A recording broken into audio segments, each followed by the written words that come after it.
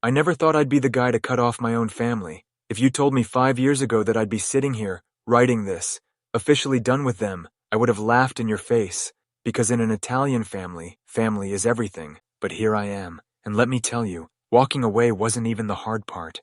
It was realizing I had to. Let's back up. My name's Antonio. I'm 35, live in New Jersey, and come from one of those big, loud, dramatic Italian families where Sunday dinner is sacred. Everyone's in each other's business, and if you even think about skipping a family event, my mother will show up at your house with a full tray of baked ziti and a guilt trip so intense it could crack concrete. Growing up, it was me, my older sister Sophia, and our parents.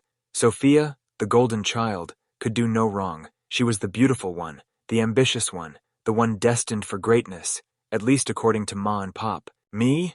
I was the steady one, the good with my hands kid. I went into construction, worked my way up, and now I run my own crew. It's honest work, and it pays well enough to keep me comfortable. But Sophia always acted like I'd let the family down. The real difference between us. I was raised to take care of myself. Sophia? She was raised to be taken care of. And for 5 years, I was the idiot who did it. It all started after Sophia's perfect life crashed and burned. She'd married Marco, some rich guy she met at a wine tasting, and for a while, everything was great. Fancy house, designer clothes, first-class vacations, the whole 9 yards. My parents were thrilled. Their princess had finally landed the life she deserved. Then came the divorce. Ugly doesn't even begin to cover it.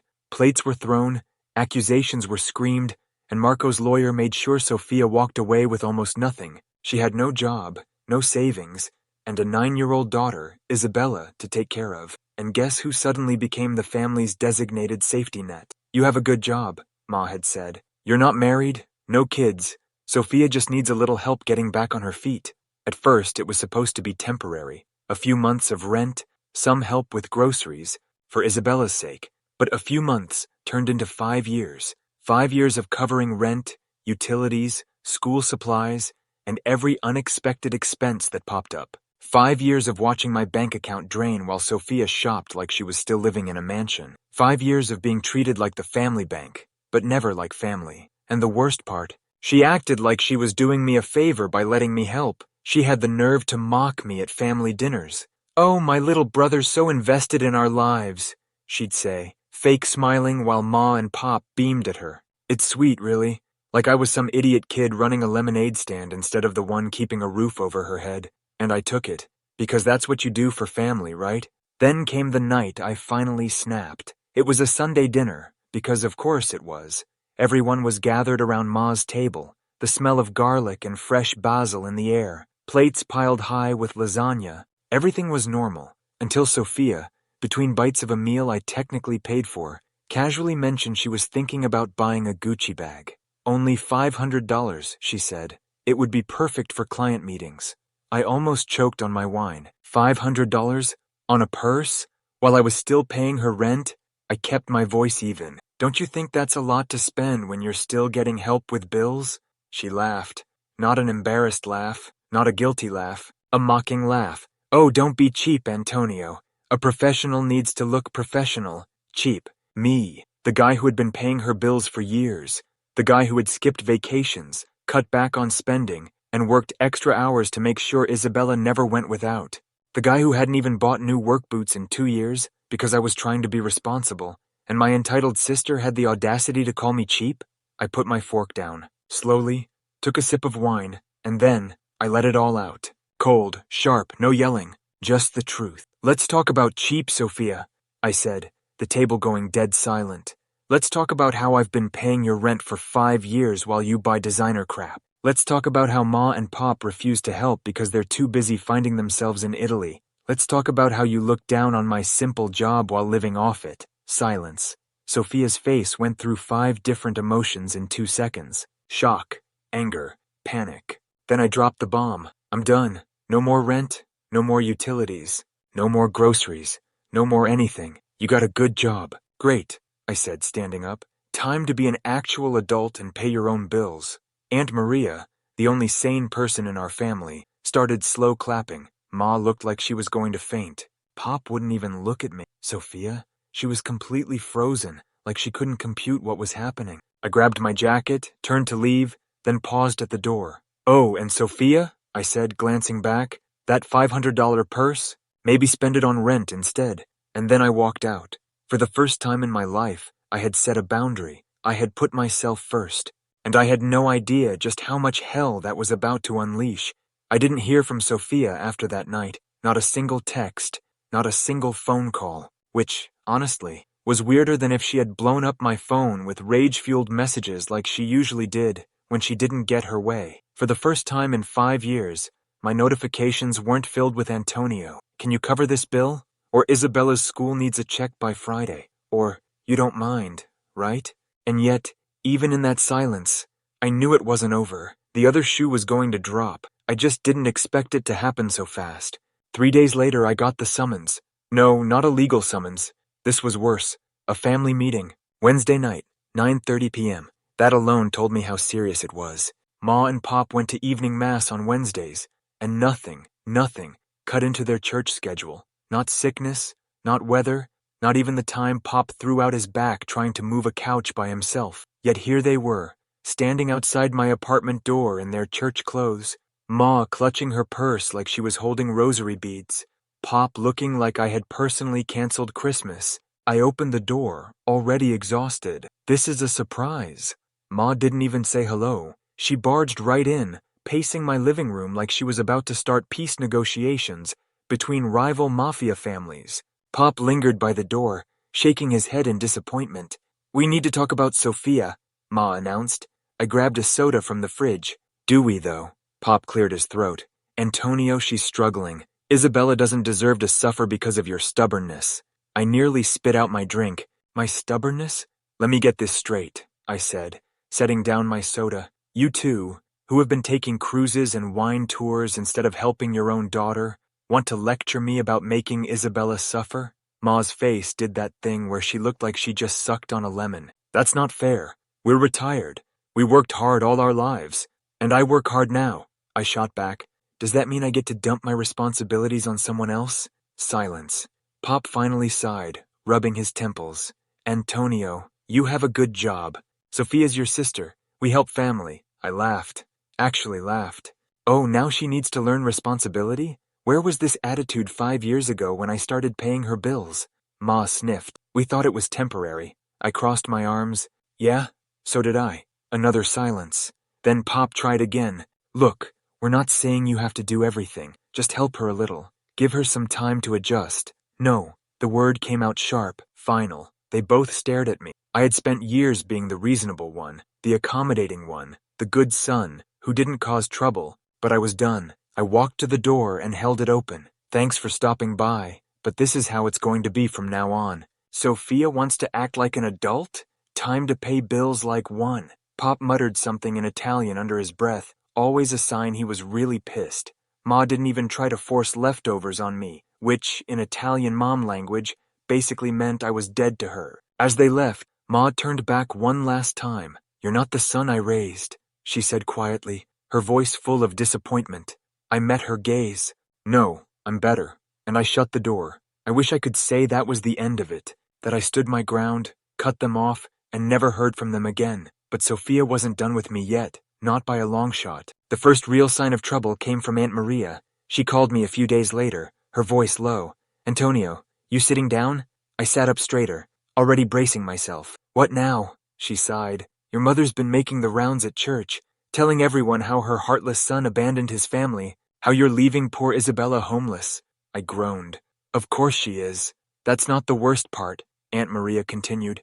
"Sophia's moving in with them." I froze. "Wait, what?" "She's moving in with Ma and Pop. They're giving her the guest room so Isabella doesn't have to live in some dangerous neighborhood." I could practically hear the air quotes.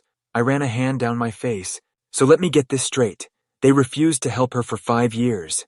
But the moment I stopped paying, suddenly they have a guest room available? Bingo." I let out a sharp laugh. "Fine, let them deal with her." Aunt Maria hesitated. "There's more, isn't there?" I asked. She exhaled. "Yeah, Sophia's been bragging about some spa weekend she's planning." I went completely still. "A what?" "Spa weekend. Expensive too. But here's the kicker. She told someone at the salon she's not worried about money anymore." My stomach twisted. No, she wouldn't.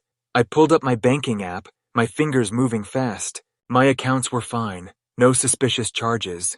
Then I logged into my credit report, and my blood ran cold. Four new credit cards had been opened in my name over the last 6 months. All maxed out. Designer stores, boutique hotels, airline tickets to Miami. My hands were shaking so bad, I had to type my password 3 times. The total damage, $23,000. My sister hadn't just used me as a bank. She had stolen my identity, and just like that, any lingering guilt I had about cutting her off, gone, burned to the ground. This wasn't just family drama anymore. This was war. I should have known Sophia wouldn't just accept defeat. I had spent years cleaning up her messes, footing her bills, and letting her walk all over me. Why would she stop now?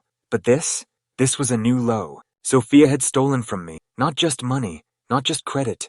She had stolen years of my life, my hard work, my financial future, and I was done. The next morning, running on 2 hours of sleep and an espresso shot that tasted like pure rage, I called a lawyer. Good news, he said after looking through my credit reports. This is one of the clearest cases of identity theft I've ever seen. She used her own email, her own phone number, and had every purchase delivered to her address. I exhaled through my nose. So she didn't even try to cover her tracks?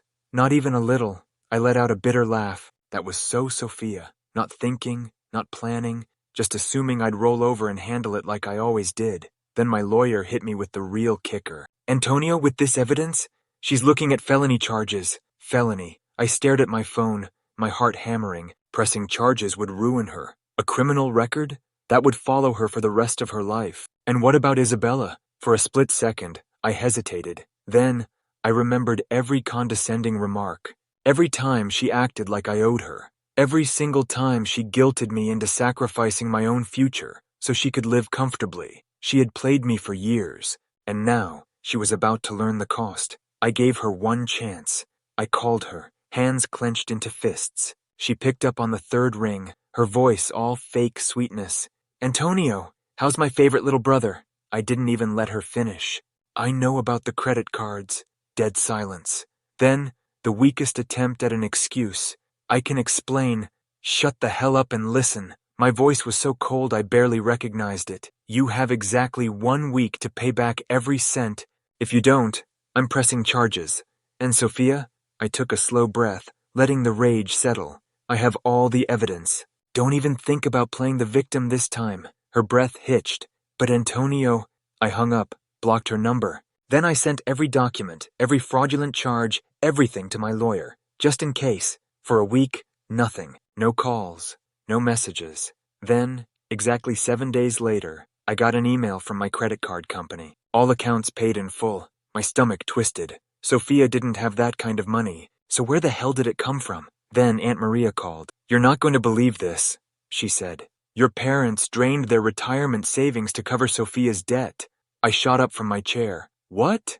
They gave her everything, Antonio. Their Sicily trip fund, their emergency money, everything. I ran a hand down my face, rage bubbling up in my chest. And let me guess, they blame me? Bingo, she sighed. They're telling everyone you forced them to do it.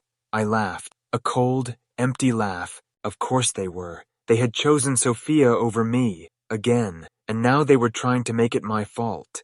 The next morning my phone rang. I stared at the screen. Ma. For some reason, I answered. Before I could even say hello, she screamed, Are you happy now? I pulled the phone away from my ear. Excuse me, we had to spend our retirement money to clean up your mess. All because you couldn't handle a few credit cards like family. I let out a slow breath, barely keeping my composure. Ma, she committed identity theft. That's not a few credit cards. That's a crime. Ma sniffed, her voice dripping with disgust. You're not the son I raised. I clenched my jaw. You're right. I'm not. I'm not the son who lets his family walk all over him anymore. I'm not the son who sacrifices everything for people who treat him like garbage. I'm better than that. You turned your back on us, she snapped. On Sophia, on Isabella. We were supposed to be a family, but you... I hung up, blocked her number. Then I did the same to Pop, then Sophia, then every single relative who had called to tell me what a terrible son I was. I was done, for real, this time. That weekend, I met with my lawyer. We put a fraud alert on all my accounts. We set up identity theft protections. so no one could pull this stunt again. Then I made one final decision. I filed for a restraining order against Sophia. 7 years of no contact. 7 years of being her personal bank. 7 years of being nothing to my own parents. All because they had chosen her over me. Again, but not anymore. I had fought too hard to rebuild my life. And this time, I wasn't looking back. Some people think family is about blood, but I learned something else. Family isn't the people you're born to. It's the people who choose you. And my parents, my sister, they had made their choice. And now, I had made mine. For the first time in my life, I was truly alone. Not in a bad way, just in a quiet way. No more daily guilt-tripping phone calls from Ma. No more passive-aggressive comments from Pop. No more entitled demands from Sophia. My family had finally let me go. Or rather, they had cut me off in retaliation, and for the first time in years, I could finally breathe. At first, it was almost unsettling. My phone, which had once been a battleground of family drama, was now silent. No texts, no calls, no fake emergencies demanding my money. The WhatsApp family group chat, dead. Even Aunt Maria, the one person in my family with common sense, had warned me. They're furious, Antonio. They're telling everyone at church that you betrayed them, that you abandoned family when they needed you most. I had laughed at that. A bitter, empty laugh. Right, they abandoned Sophia for years, but I'm the villain when I finally stop enabling her? You know how it is.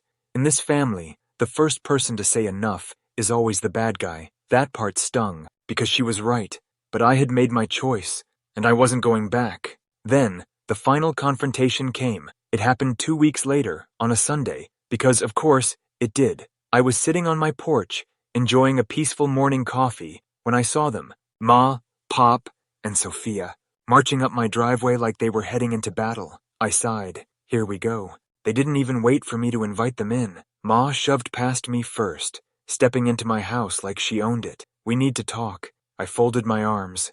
Do we, though? Pop shot me that disappointed dad look, the one that used to make me feel 2 inches tall. Antonio, this is ridiculous. What's ridiculous? I countered. Is you showing up here after I cut you off? Sophia scoffed, rolling her eyes. Oh, get over yourself. We need to fix this.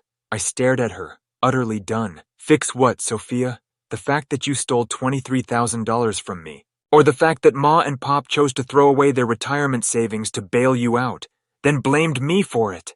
Ma gasped, clutching her chest like I had personally stabbed her. We had no choice. She's our daughter.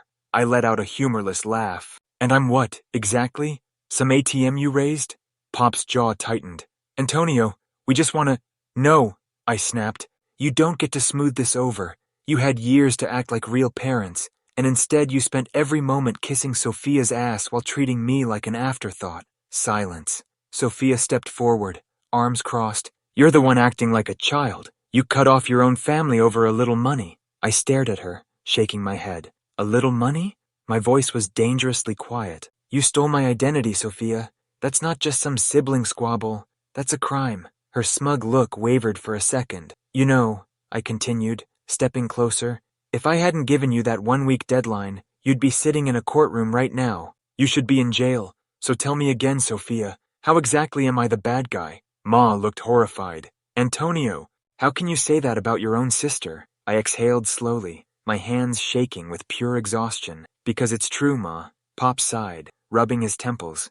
Antonio, enough. We're family. We need to move past this. No. I met his gaze, my voice steady. You need to move past me. Silence. And then I said the words that had been building inside me for years.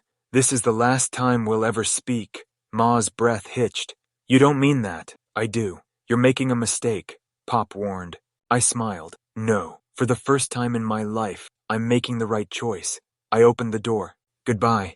They hesitated, like they were waiting for me to take it back, but I didn't. Eventually, Pop sighed and pulled Ma away. Sophia was the last to leave, pausing in the doorway with one last glare. You'll regret this, she muttered. I smirked.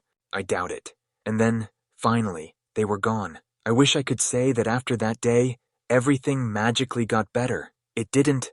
Cutting off family, even a toxic one, hurts like hell. There were moments when I almost caved, when I stared at my phone, wondering if I should call Ma, when I missed Sunday dinners, not the drama, but the tradition, the laughter, the warmth, But every time I doubted myself, I thought about Isabella and about what Sophia had done, and I knew I had made the right call. Aunt Maria stuck by me, though. She started inviting me to her Sunday dinners.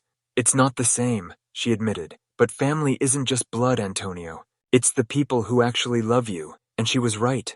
Over time, I found my people, friends who felt more like family than my own parents ever had. I built my business stronger, finally saved for a house for myself, and best of all, Isabella and I still talked. She called me from her friend's phone every week, told me about school, about books she was reading, about how Pop and Ma were getting sick of Sophia's entitlement. I laughed when she told me, "Mom maxed out Nona's credit card last week. She's running out of people to use."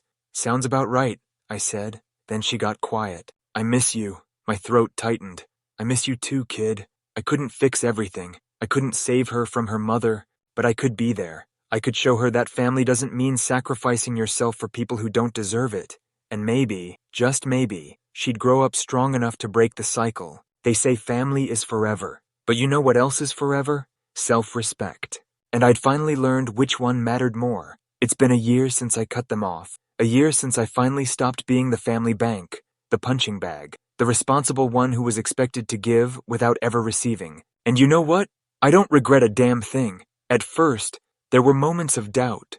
Sunday mornings would roll around, and I'd wake up half expecting a text from Ma, telling me what time to show up for dinner. I'd see something funny and almost send it to Pop. I'd walk past a boutique and think, Sophia would love that. But every time I caught myself, I reminded myself of the truth. They weren't really family, not in the way that mattered. Family is supposed to love you, respect you, support you, not use you until you're drained dry. And once I truly accepted that, everything got easier. I focused on myself for the first time in years. I expanded my business. Collins Associates Realty became one of the top firms in town. I hired staff, landed high-profile clients, and finally bought that house I had been saving for. A real home, not just a place to sleep, but a place where I could finally breathe. And, more importantly, I traveled. For the first time in my life, I went on vacation for me. No last-minute cancellations, because Sophia had another emergency. No guilt trips from Ma. I booked a ticket to Italy, the trip my parents had always talked about, but never invited me on. And when I stood on the cliffs of the Amalfi Coast, looking out over the sea, I realized something. I had spent my whole life waiting for them to see me, to appreciate me, to finally say, "You're good enough, Antonio. We're proud of you." But I didn't need that anymore, because I was proud of myself. Story 2. Being the youngest of 5 has its perks, sure, but in my case, it felt more like being a ghost. See, there's a 7-year gap between me and the next youngest, and when I say my siblings had stuff going on, I mean it. We're talking chronic illnesses, hospital stays, the whole 9 yards. My parents were constantly putting out fires, juggling appointments, and just trying to keep everyone afloat. Me? I was healthy, quiet, the easy one, which in my family meant I was invisible, not in a dramatic, woe is me kind of way, just practical invisibility, like a houseplant, always there, never needing watering. Don't get me wrong, my parents weren't abusive or neglectful, they were just occupied, overwhelmed. And when you've got 4 kids who need constant attention, the one who doesn't kind of fades into the background. So, I learned to be self-sufficient. Video games, books, my own little world. It wasn't a tragic childhood, just a solitary one. I didn't resent my siblings. They couldn't help what they were going through, but it did make me feel peripheral, like an afterthought. Things changed when I was 9. I met Mia and Clara, 2 girls who got it. Their families weren't picture-perfect either, and we formed this unspoken bond. We were the kids who fell through the cracks, the ones who learned to rely on each other because no one else was really there. They became my family, my lifeline. We did everything together, school, college, even moved to a new state after graduation. We built our own little tribe, a haven from the chaos of our real families. As for my parents, contact was sporadic. The occasional text from Mom, mostly surface-level stuff. How's school? How's work? Nothing deep. But honestly, that was an improvement from my teenage years, when communication was practically non-existent. So, I didn't expect much, and I certainly didn't get it. The phone call last year before Thanksgiving really drove home how disconnected we were. Mom called out of the blue, which was weird in itself. We never called each other. The last time we'd actually spoken on the phone was probably a year earlier, when she'd given me the details for one of my sister's funerals. That's how little we interacted. Anyway, she calls and asks what time I'm coming for Thanksgiving. I was completely blindsided. We'd never done big family holidays. In my entire life, I could count on one hand the number of times they'd even attempted Thanksgiving or Christmas. It just wasn't a thing. I told her I already had plans, which was true. Mia, Clara, and I had booked a ski trip months ago, but she acted like I was being difficult, started guilt-tripping me about how she was going to be all alone because Dad was visiting my brother at his care facility. I understood, but 3 days' notice. I lived 2 states away. I would have needed to book a flight months in advance. When I reiterated that I couldn't come, she got mad, accused me of not caring about the family, and hung up. I felt guilty, but also pissed. Like, I hadn't heard from them in ages, and suddenly I was the bad guy for not dropping everything and showing up. I scrolled through our old texts, just to make sure I hadn't missed anything. Nope, nothing about Thanksgiving, nothing about wanting to see me. It was like they expected me to be a mind reader. Later that night, I sent her a text saying I couldn't make Christmas either because of the ski trip, but that I'd love to catch up with her and Dad after the new year. Tried to be nice about it. She didn't reply. A few days after the Thanksgiving debacle, I was still trying to shake off this nagging feeling, like something wasn't right, but I couldn't put my finger on it. It was the way my mom had tried to guilt me, but also the fact that she hadn't actually told me about Thanksgiving in the first place. It was bizarre, but I was focused on the ski trip. Mia, Clara, and I were so overdue for a proper vacation, just the 3 of us. We were going to unwind, hit the slopes, and forget about all the family drama. Then, out of nowhere, I get a text from my dad. Now, my dad never texts, so I figured it had to be important. Instead, I get this. If you don't come home for Christmas, I'm stopping your college payments. I actually laughed out loud. What payments? I graduated 3 years ago. It was so out of left field. I had to read it twice. I thought maybe he was confused, or talking about someone else. So, I texted back, reminding him that I'd already graduated, and if he thought he was still paying for my college, someone was scamming him. I figured that would be the end of it. He'd realize his mistake, feel a bit foolish, and we'd move on. But no. A few hours later, another text, this time accusing me of being selfish and ungrateful. He went on about how much they'd sacrificed for me and my siblings, and how I didn't appreciate any of it. Except, they hadn't sacrificed anything for my education. My grandma had paid for my entire college tuition. She'd told me flat out she didn't want my parents messing with my education, so she took care of it. I had no idea what my dad was talking about. Now I was getting mad. I understood they were stressed with my siblings and all, but guilt-tripping me about something they didn't even do. That was a new low. I texted back as politely as I could manage. I'm sorry you feel that way, but Grandma paid for my college. I'm happy to catch up after the holidays, but I already have plans.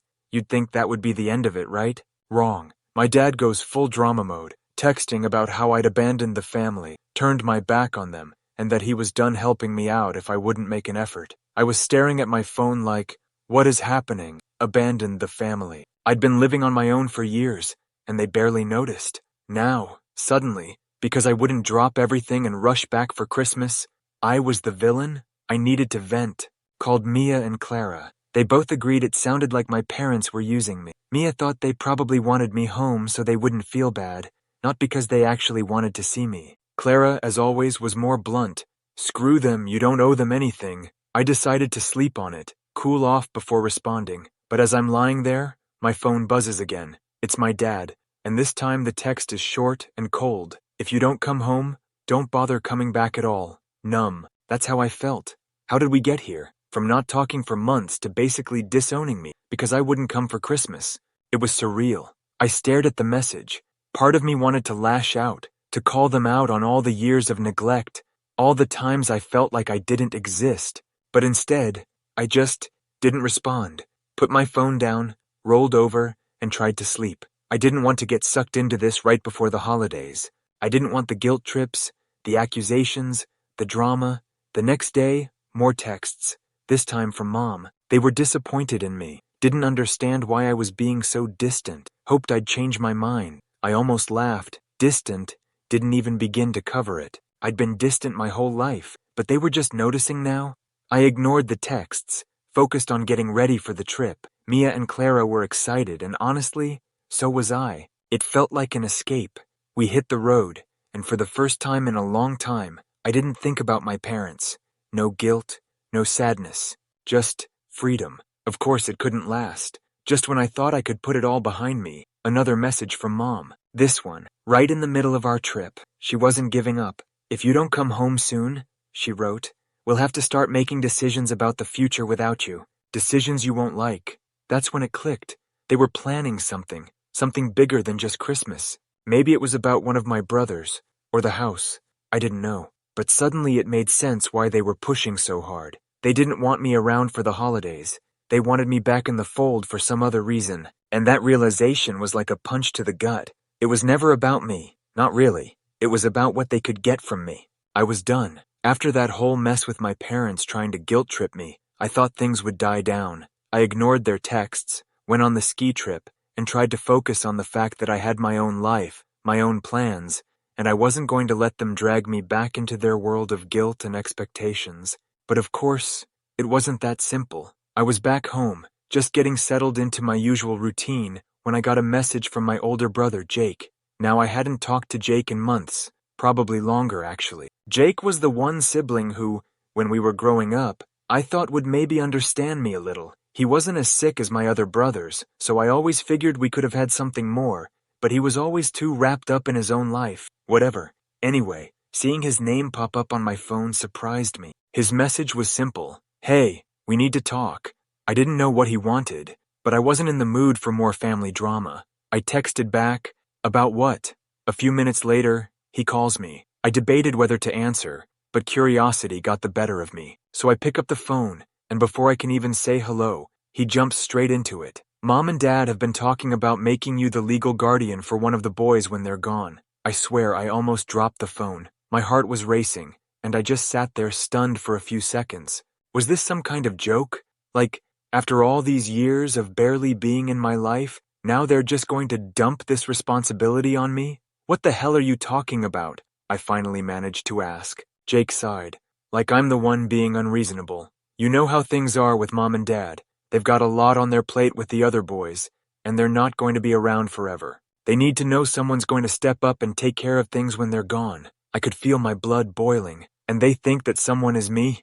After everything. After all the ignoring and guilt tripping, they just assume I'm going to drop everything and take over their mess? Jake didn't seem to get why I was so upset. "Look, I know it's a lot, but you're the only one who's really stable. The rest of us, we've got our own issues."